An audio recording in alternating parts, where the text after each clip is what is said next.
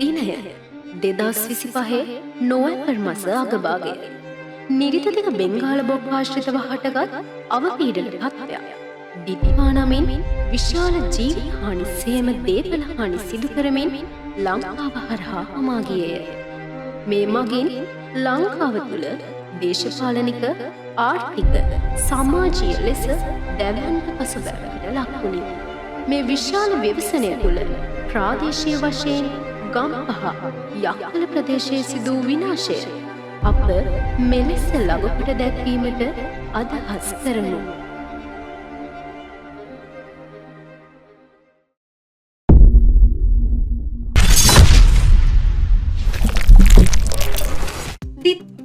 දිත්ව කියන්නේ දැඩි ප්‍රචණ්ඩකාරී නිවර්තන සුලිකුණාටුවක්.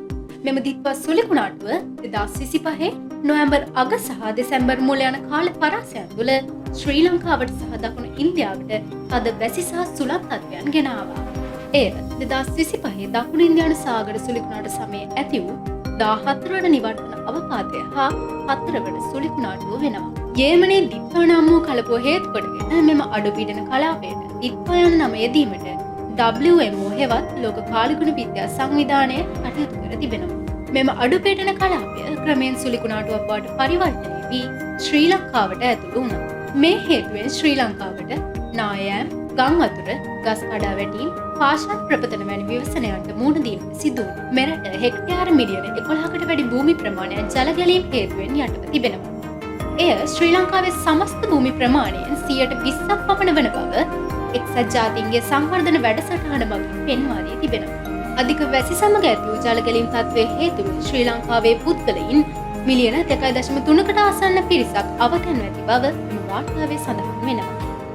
එලෙසම කිසි දිනක නොවූ විරුල් ලෙස මධ්‍යම කඳුකඩ ජනතාවද ආපදාවට ලක් වුණා. ශ්‍රී ලංකාවේ මහා මාර්ග පද්ධතිය, සංනිවේදන පද්ධතිය හා වාරි මාර්ග පද්ධතිය ඇතුළු මිනිස් ජීවිතයට අත්‍යවශ්‍ය සියලුම යටිතල පහසුකම් ක්ෂණිකව අඩාල වුණා. මේ අප කතා කරන මොහොත වන විට ශ්‍රී ලංකාවේ සමහර ප්‍රදේශ තවමත් යථා තත්ත්වයට පත්ව නොමැත.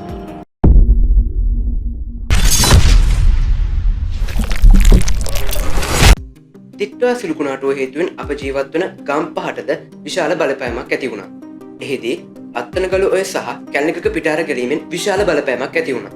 ගම්පහ මහරවලට ඇති වූ ජල ගැලීම හේතුවෙන් එහි සිටි රෝගීන් සහ කාර්යමණ්ඩලය දැඩි අපහසුතාවයකට ලක් වුණා. ගම්පහට සාපේක්ෂව යක්කල ප්‍රදේශයේ තරමක අඩු ආපදා තත්ත්වයක් දක්නට ලැබුණා. එසේම යක්කල සිදු විශාලතම අපහසුතාවය වන්නේ කොළඹ නුවර මාර්ගයේ ආයුර්වේද විශ්වවිද්‍යාලය අසල සිදු වූ ගිලා බැසීම. මුත් නාගරික සංවර්ධන අධිකාරියේ ඉංජිනේරු සුමේද රත්නායක මහතා පැවසූ පරිදි මෙය දින 2ක් හෝ 3ක් ඇතුළත යථා තත්ත්වයට පත් කරන ලදී.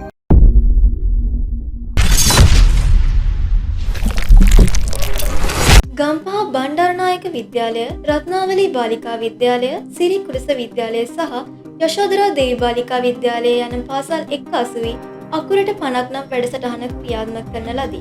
එහිදී ආපදාවට ලක් වූ පුස්තකාල සඳහා ලිපිමය ද්‍රව්‍ය ලබා දීම සිදු විය. එමෙන්ම ගම්පහ මහනගර සභාව සහ තක්ෂිලා විද්‍යාලයද සහනාධාර ලබා දීමේ වැඩසටහන්වල නිරත විය. එසේම යක්කල ශ්‍රී චන්ද්‍රජෝති මහා විද්‍යාලය සහ අබේසේකරාරාම විහාරස්ථානය පියලි ආහාර, ඇඳුම් පැළඳුම්, පිසු ආහාර ජනතාවට පරිත්‍යාග කිරීම සඳහා වෙහෙස මහන්සි වන ආකාරය අපහට දක්නට ලැබුණා. යක්කල අවට මරණාධාර සමිති, ග්‍රාම සංවර්ධන සමිති වැනි සමිති සමාගම් තුළින්ද අවතැන් වූ ජනතාවට ආහාර පාන ලබා දීම සිදු විය. විශේෂයෙන්ම මෙම ගම්වතුර තත්ත්වයේ විශේෂත්වය වූයේ වර්ෂාව නැවතුනද ගම්වතුර බැස යාම ප්‍රමාද වීමයි. මෙම හේතුවෙන් අවතැන් වූ ජනතාවට දින ගණනාවක් සහන සේවා කඳවුරුවට රැඳී සිටීමට සිදු විය.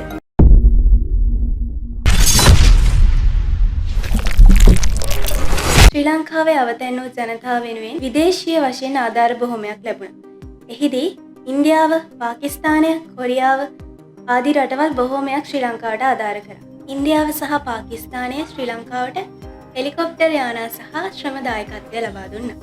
ශ්‍රී ලංකා පොලිසිය, ත්‍රිවිධ හමුදාව, ග්‍රාම සේවක මහත්ම මහත්මී, ප්‍රාදේශීය ලේකම්වරු ආදී බොහෝම නිලධාරීන් පිරිසක් මෙම අපදා තත්ත්වයට මුහුණ දුන් ජනතාව බේරා ගැනීම සඳහා කටයුතු කරා. ශ්‍රී ලංකාවේ රාජ්‍යාංශය, පෞද්ගලිකාංශය, විවිධ සමාජ මාධ්‍ය ක්‍රියාකාරීන් ඇතුළු බොහෝ දෙනෙක් මේ ආකාරයේ සහනාධාර ලබා දෙන නන් අයුරින් කටයුතු කරා.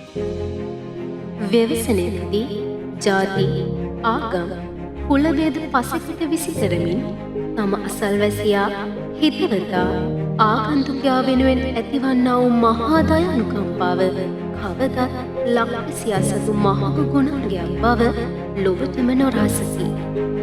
එය යළි යළිත් සපත කරමින් රටේ සිව්දෙස පුරා වූ ජනතාව විපිට පත්වුවනහට ශක්තියක් වීම සඳහා ක්‍රියාත්මක වූ අයුරු ඉතිහාස පොත්වල නොලියුවත් මානව හදවත් තුළ නොමැකෙන සටහන් තබනු නොඅනුමානය.